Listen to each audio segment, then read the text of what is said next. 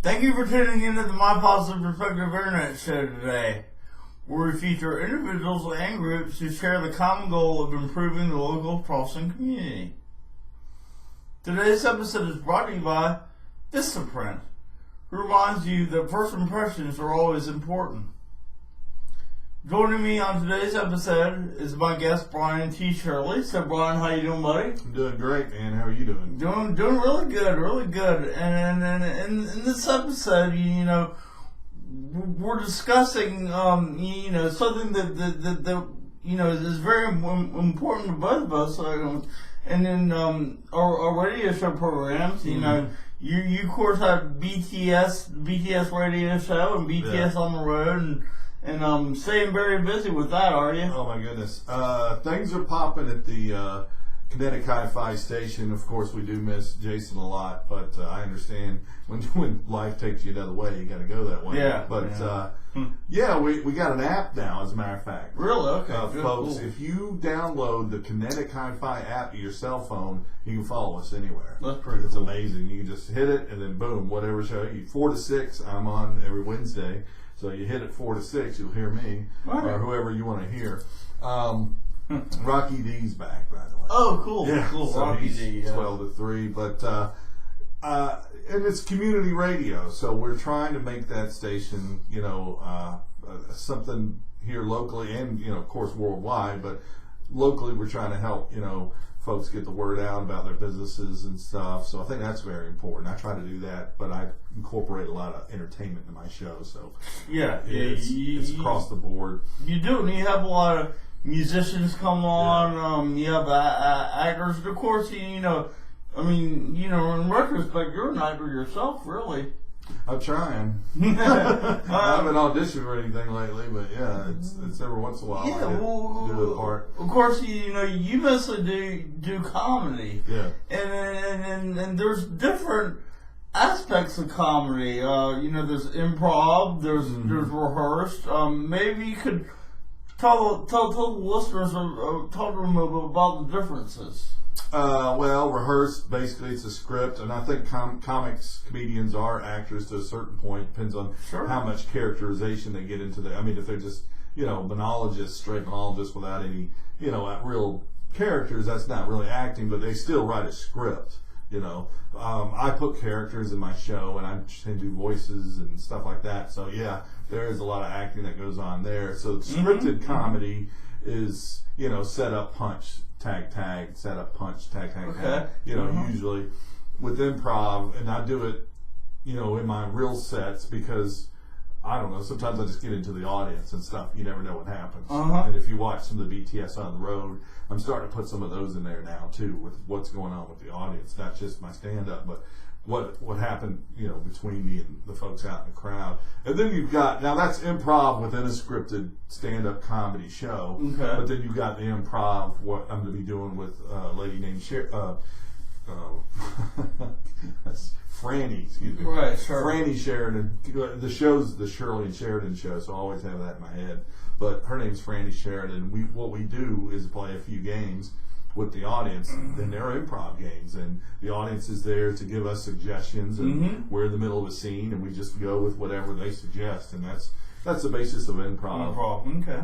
And the big thing is saying yes to everything, and not really trying to be funny. You just kind of go with whatever is brought to you, and I think just acting and being in the moment makes it funny. Yeah. You don't necessarily have to be goofy or silly or try to say something funny. You just go with your instincts, really, and usually that leads to the laughs, Well, you mentioned, the importance of having different characters on your sets and stuff.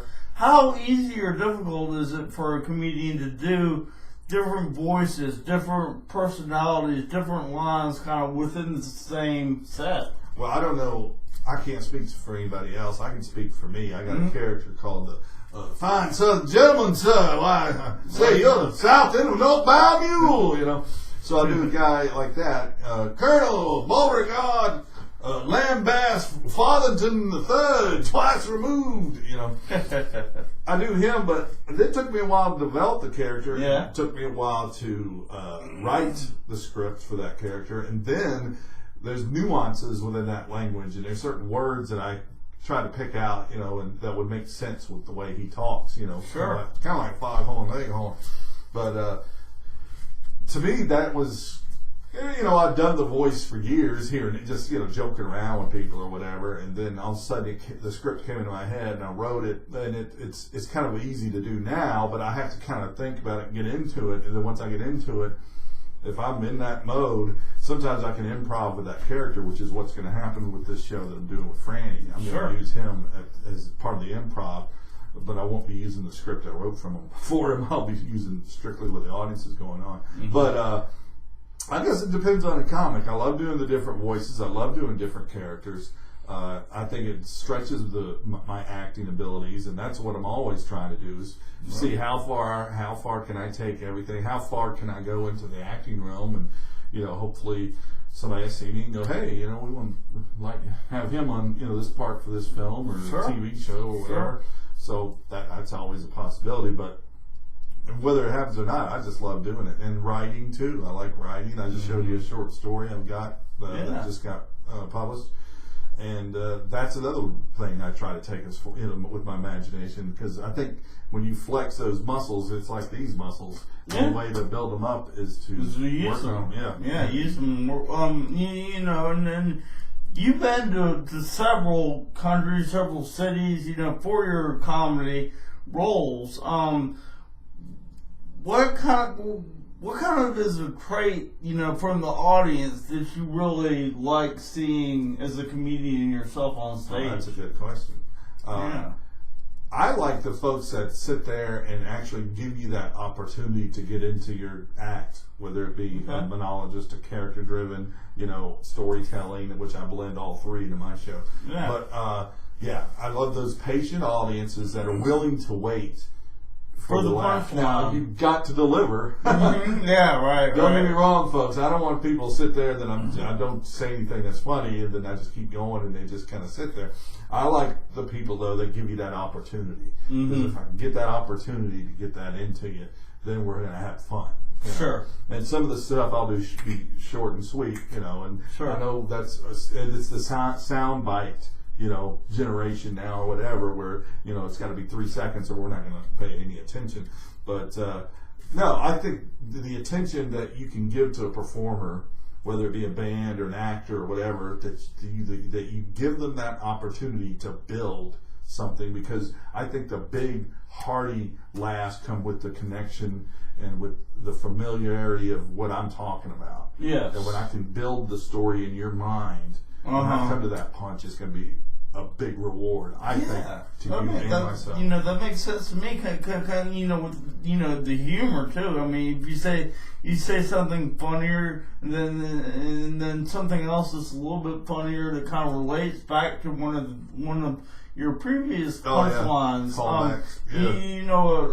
Chris Rock did a skit, and it was hilarious because he made small jokes, and then he just kept building on those small jokes, and they got funnier and funnier, and he just kind of extended their humor, and he really captivated the audience that way. And you've got to give the opportunity to that performer to build something like that, or you don't get the reward. Yes. If you just want, hey, I want funny right now, I'm not going to wait a second. Then, that's what you're going to get. You're going to get cheap laughs. Really. Yeah, that makes sense.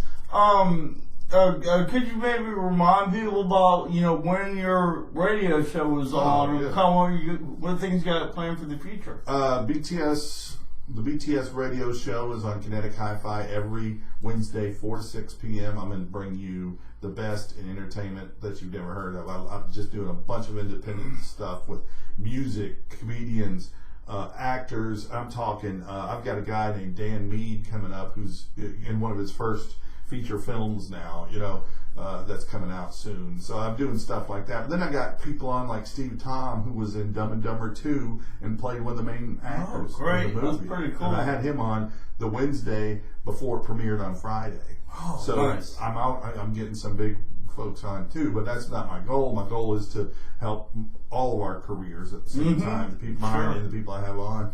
So great music, great laughs. We have funny commercials we play and all kinds of weird stuff. We got a segment every Friday every Wednesday called What's the Story? I said Friday because I'm actually on What's the Story radio show doing my segment called Comedy Corner. Wow. So Okay. I'm actually on radio 2 times a week, every week. Yeah. And I'm writing stuff for both of them. And the BTS On the Road web series, where I show you what it's like to be a comedian on the road, where you started, was in the first series, right. behind the scenes at Connect Hi-Fi, and it kind of morphed into this series now. And folks, this one is getting bigger all the time. Actually, this past Friday, it's American Hearts Radio, Web TV Network, every Friday at 6 p.m.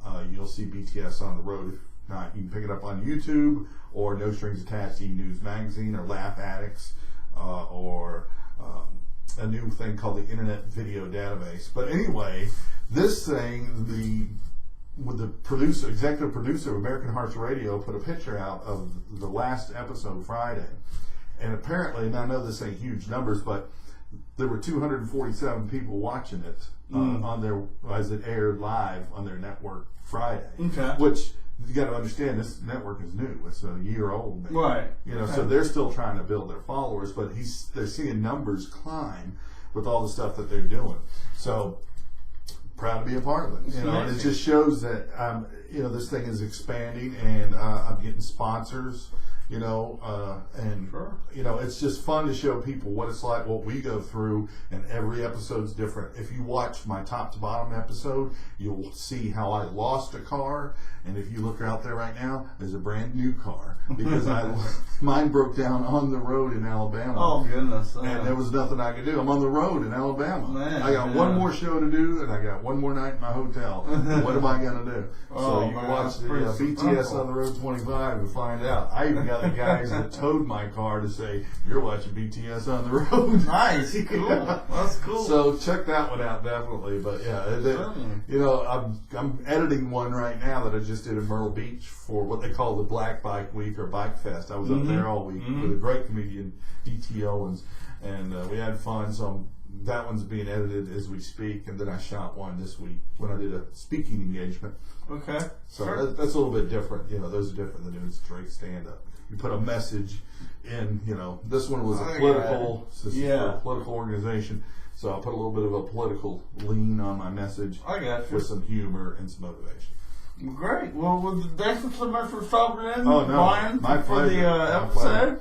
And thank you all for tuning in. We'll see y'all next week. On a sunny day, I feel my thoughts drift away.